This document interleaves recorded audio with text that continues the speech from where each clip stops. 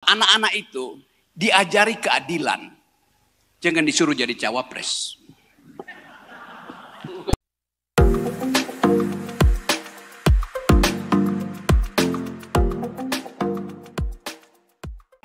Bismillahirrahmanirrahim.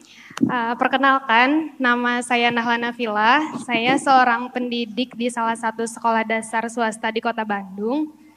Pertanyaannya, untuk meneruskan generasi akal sehat, apakah boleh anak-anak jenjang yang saya sedang didik sekolah dasar sudah diperkenalkan dengan politik? Terus jika boleh, politik baik seperti apa yang dapat disampaikan dengan cara seperti apa? Terima kasih. Assalamualaikum warahmatullahi wabarakatuh. Oke, tadi pertanyaan yang tajam sekali dari Mbak tadi soal potensi pendidikan politik dari tingkat sekolah dasar. 2 hari lalu saya dapat WA dari seorang ayah tentang perilaku anaknya yang umur 5 tahun, artinya belum masuk SD itu. Apa perilaku dia? Setiap hari dia mencatat kata-kata saya di YouTube. Dan dia suruh ayahnya cari apa artinya. Itu anak 5 tahun. Ada kuriositas sekarang orang untuk, karena anak itu rupanya dia terus mengikuti sosial media. Maka dia mulai menghubung-hubungkan isu yang dia dengar di sosial media. Dan kalau dia jalan di jalan, dia lihat ada wajah orang gitu. Itu pendidikan politik pertama itu bagi dia. Tapi itu pendidikan politik yang tidak didesain untuk anak-anak.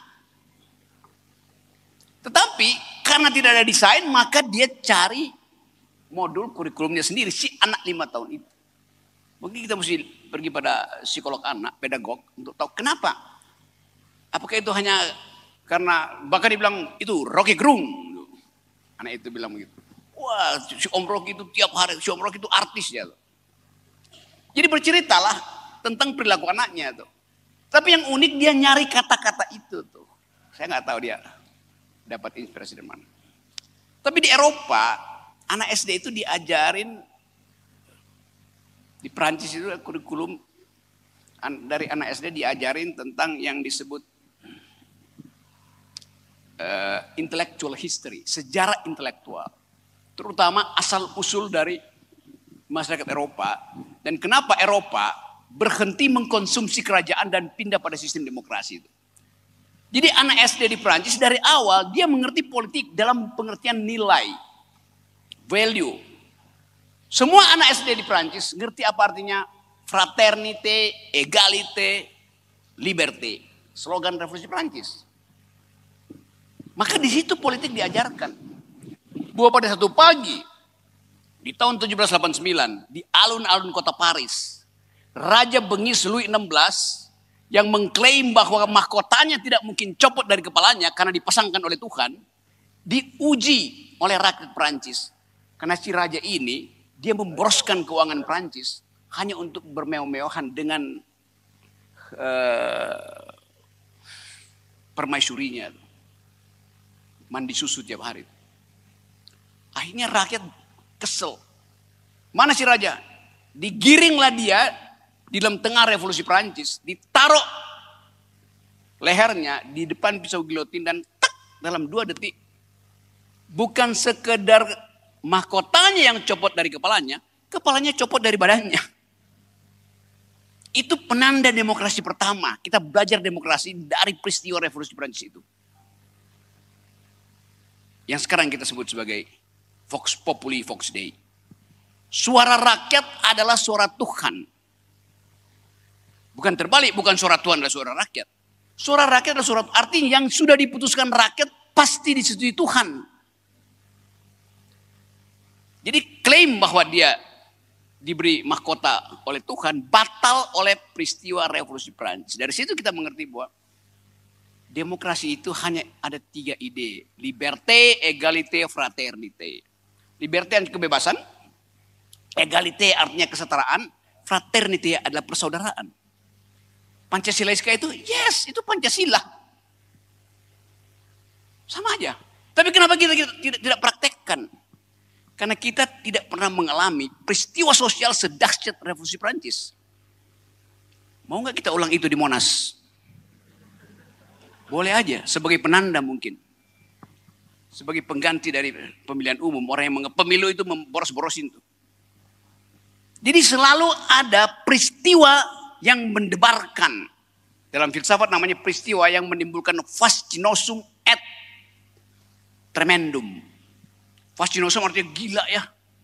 Tremendum menggetarkan. Itu peristiwa Revolusi Prancis. Saya terangkan itu sebagai satu kepentingan untuk memulai memberi pendidikan politik pada anak-anak itu. Diasuh. Apalagi kalau pendidikan itu diajarkan oleh perempuan. Karena politik sinonimnya artinya just keadilan. Politik artinya mendistribusikan keadilan.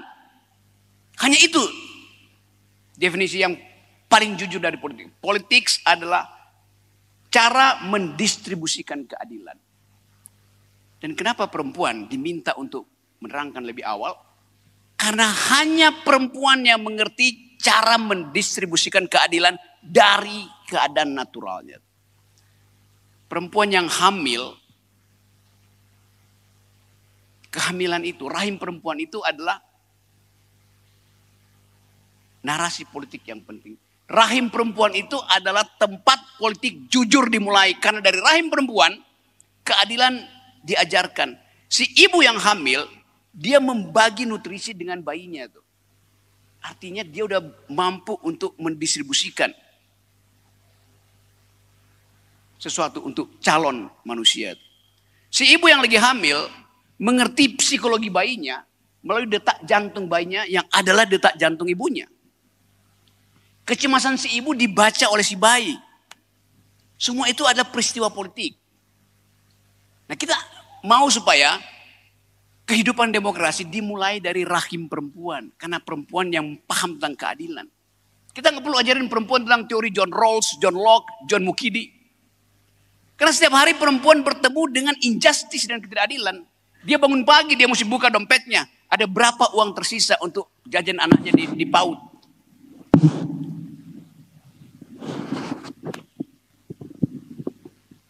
Sore-sore dia berpikir, harus ada sisa uang belanja. Supaya suaminya tiba di rumah dengan kepala kosong, kalut. Tapi ada kopi disediakan buat dia. Kalau nggak digampar istrinya nanti itu. Jadi beban ekonomi itu pertama-tama dihadapi oleh kaum perempuan. Setiap malam di Indonesia ada 19,5 juta orang Indonesia tidur dengan perut kosong. 19,5 tertinggi di Asia tuh. Kebanyakan mereka adalah perempuan. Karena mereka akan berbohong pada anaknya. Ibu udah makan, silakan kamu yang makan. Dia berbohong pada suaminya. Saya istrimu udah makan, silakan kamu yang makan. Itu namanya penderitaan yang tidak mungkin diterangkan dengan statistik. Dan perempuan mampu menyimpan penderitaan jauh melampaui kemampuan laki-laki untuk menahan rasa sakit. Seorang pria, dia bisa menahan rasa sakit secara fisik. Namanya pain. Tapi laki-laki tidak mampu menahan rasa sakit yang disebut misery. Apa tuh misery? Penderitaan batin tuh. Hanya perempuan yang mampu begitu. Jadi keadilan pertama kali ada pada rahim perempuan. Kita semua lahir dari rahim perempuan diajarin keadilan. Begitu kita lahir dari rahim perempuan, kita langsung pindah ke rahim laki-laki. Yang namanya APBN, yang namanya partai politik, yang namanya pemilu. Itu semua rahim laki-laki. Yang curang itu. Jadi sekali lagi, Mbak, teruskan ide untuk mengajarkan keadilan sejak dari usia dini.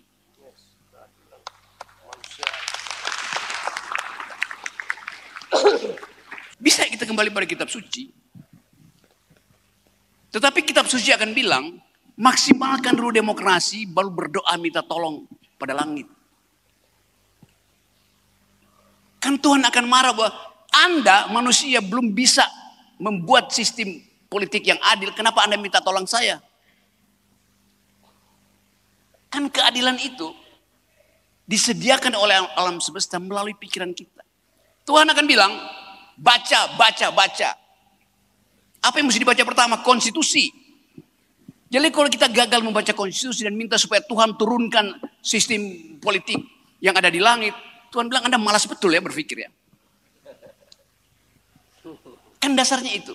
Demokrasi bukan pilihan yang paling bagus, tapi kita perbaiki dulu hal itu supaya kita pertanggungjawabkan bahwa kita mampu mengatur diri kita sendiri. Kalau sedikit-sedikit kita minta tolong Tuhan, Tuhan akan bilang, lihat mayoritas umatku koruptor, agama apapun. Artinya Anda perbaiki dulu korupsimu, baru minta tolong. Itu dasarnya. Jadi sekali lagi, masih soal anak-anak. Anak-anak itu diajari keadilan. Jangan disuruh jadi cawapres. Semua yang Anda ucapkan tadi itu menggambarkan ketakutan Anda pada keadaan. Karena itu kita sedang hidup di dalam the republic of fear. Republik kecemasan. Kita ragu mau joblos siapa tuh. Kenapa? Justru di ujung tahun kepemimpinan Pak Jokowi, semua orang merasa kok tidak pasti ya. Kan ada di situ mental kita gelisah tuh. Tapi kita tidak mau berpikir tentang alternatif. Tadi saya coba ajukan pikiran alternatif. Banyak mungkin akan golput, banyak akan undecided tuh. Tapi sambil kita menginginkan ada kedamaian, memang potensial untuk terjadi kerusuhan mesti kita diamkan dengan adanya kedamaian. Tapi dari awal kita tahu bahwa ujung dari politik ini akan rusuh. Karena keadilan kita diganggu oleh keputusan Mahkamah Konstitusi. Itu akan jadi tulang di dalam daging kita, ganggu terus tuh. Mungkin pemilunya damai. Tapi satu minggu setelah pemilu orang akan persoalkan. Apa legitimasi yang menang itu kalau dimulai dari kecurangan. Apalagi begitu satu minggu tuntutan internasional bayar utang. Frustrasi seseorang dia gampar wakil presidennya. Itu yang mesti kita bayangkan sebagai psikologi publik itu. Saya serius terangkan itu supaya kita jangan sekedar merasa ini kita ingin baik-baik aja. Tetapi otak kita berpikir ini awalnya nih buruk. Keputusan Mahkamah Konstitusi untuk menjadikan Gibran wakil presiden itu akan diingat oleh sejarah. Kan orang akan ulang-ulang itu. Ini curang. Itu akan mengganggu orang yang terpilih nanti itu. Soalnya di situ. Tapi orang bilang ya Jokowi nggak melanggar konstitusi. Karena itu Mahkamah Konstitusi memang nggak melanggar konstitusi. Menjadikan Gibran wakil presiden tidak melanggar konstitusi. Menjadikan anak presiden sebagai anak-anak yang belum pantas usianya jadi wakil presiden tidak melanggar konstitusi. Yang dilanggar Jokowi adalah Undang-Undang Perlindungan Anak.